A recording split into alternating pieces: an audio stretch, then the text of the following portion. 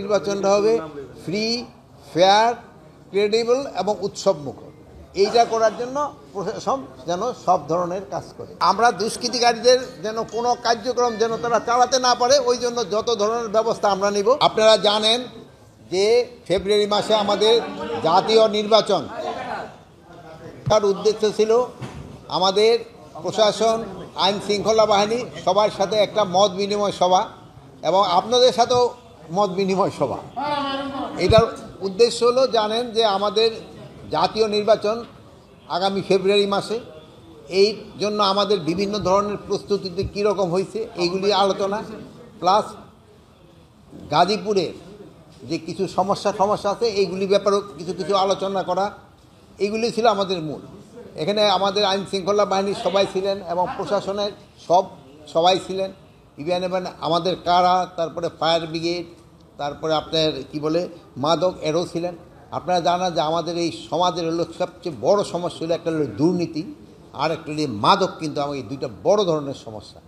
তা আমরা এইটাকে কীভাবে আমরা দূর করতে পারি সমাজ থেকে, এটা নিয়েও আলোচনা হয়েছে। আর এই মাদকের সমস্যাটা দূর করার জন্য কিন্তু আপনাদের সবার সহযোগিতা দরকার। মাদকটা কিন্তু আমাদের গ্রামে গঞ্জে সব জায়গায় ছড়ায় গেছে। এটা যদি আমরা সবাই সহযোগিতা না করি তবে কিন্তু এটা বন্ধ করা খুব ডিফিকাল্ট হয়ে যাচ্ছে। দিন দিন কিন্তু এটা বেড়েই যাচ্ছে। এই জন্য আপনারা সবাই লোকজন কিন্তু সচেতন করতে হবে। মানে একটা ঘটনা ঘটে যাওয়ার আগেই কিন্তু প্রতিকারটা করলে কিন্তু সুবিধা। এই মাদকের ক্ষেত্রে আপনারা এটা করবেন। প্লাস এই গাজীপুরে কিন্তু ওই ডিসি মহোদয় একটা কথা বলছিল, কী জানি ঘটনার কী জানি বলছিলেন, এইটার নাম বলে হ্যাপিনিং সিটি। ডিসি সাহেব একটা ভালো নাম দিয়েছে, এটা হলো হ্যাপিনিং সিটি। মানে অনেক কিছু এখানে ঘটে যায়, কিন্তু অনেক ঘটনাগুলি কিন্তু সত্যি না। কিছু কিছু ঘটনা সত্যি, কিছু কিছু ঘটনা অসত্য ঘটনা থাকে। যেগুলি সত্যি আপনারা প্রকাশ করেন, আমাদের কোনো আপত্তি নেই। যেগুলি অসত্য ঘটনা এগুলিও আপনারা বলবেন যে এগুলি অসত্য। এটা যদি ফলাও করে প্রকাশ করেন তবে কিন্তু সমাজের জন্য ভালো এবং এলাকার জন্য ভালো। আর এগুলো গাজীপুর হলো একটা ইন্ডাস্ট্রিয়াল বেল্ট। এখানে কিন্তু বহু লোক কাজ করে, তাদের কর্মসংস্থান রুজি রোজগারের জায়গা এটা। কিন্তু তারা সবাই কিন্তু এখানকার বাসিন্দা না, এটা বিভিন্ন এলাকা থেকে আসছে, তারা এখানে থাকে। তাদের সাথে আপনারা ভালোভাবে থাকবেন এবং তাদের সাথে একটা সম্পর্ক যেন ভালো থাকে, এইগুলি করবেন।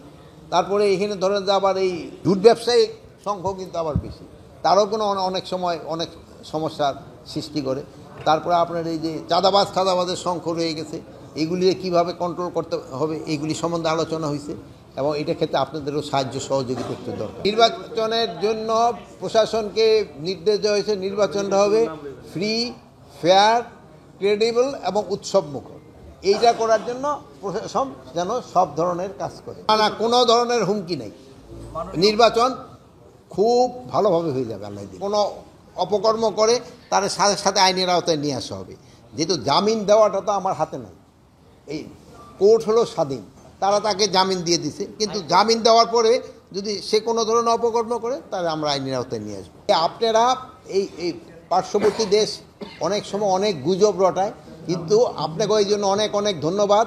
আপনারা সত্যি ঘটনাটা প্রকাশ করার পরে পার্শ্ববর্তী দেশের গুজব কিন্তু অনেক কমে গেছে। আপনারা সত্যি ঘটনাটা প্রকাশ করে দিবেন এবং যে পার্শ্ববর্তী দেশ যদি মিথ্যা রটায়, এটার আপনারা সবচেয়ে কিন্তু মেইন মাধ্যম প্রতিহত করার। আপনারা যদি সত্যি ঘটনাটা বলেন যে ওরা যে পার্শ্ববর্তী দেশে যে ঘটনাটা বলতেছে এটা মিথ্যা, তো এটা কিন্তু সবচেয়ে বেশি বিপত্তি হয়। যেই কাজটা আপনারা করে যাচ্ছেন ভবিষ্যতে করবেন, এই জন্য আমি আপনাদের ধন্যবাদ দিই। নির্বাচনের ক্ষেত্রে হলো কতগুলি ফ্যাক্টর আছে, যেমন একটা হলো মেইন ফ্যাক্টর হলো জনগণ যেসব নির্বাচনমুখী হয়ে যাবে সেই সময় অনেকেই চেষ্টা করলেও কিন্তু কিছু করতে পারবে না। তারপরে হলো এই যারা নির্বাচনে অংশগ্রহণ করবে এই পার্টিগুলি, তাদেরও কিন্তু একটা বিরাট কাজ রয়ে গেছে এই আইন শৃঙ্খলা রক্ষা করার জন্য। তারপরে আমাদের রয়ে গেছে ইলেকশন কমিশন, তাদের একটা বড় ধরনের কাজ রয়ে গেছে। তারপরে আমাদের রয়ে গেছে প্রশাসনে যারা আছেন তাদের একটা বড় ধরনের কাজ রয়ে গেছে।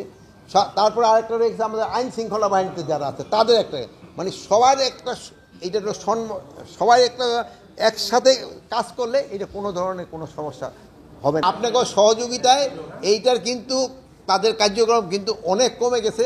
আর প্লাস এই যে সোশ্যাল মিডিয়া অনেক সময় অনেক মিথ্যা ঘটনা রটায়, এটা কিন্তু আপনারা যারা মিডিয়া আছেন, ইলেকট্রনিক প্রিন্ট মিডিয়া আছেন, আপনারা সত্যি ঘটনাটা প্রকাশ করে দিলে এই সমস্যাটা সমাধান হয়ে যাবে। আমরা দুষ্কৃতিকারীদের যেন কোনো কার্যক্রম যেন তারা চালাতে না পারে, ওই জন্য যত ধরনের ব্যবস্থা আমরা নিব।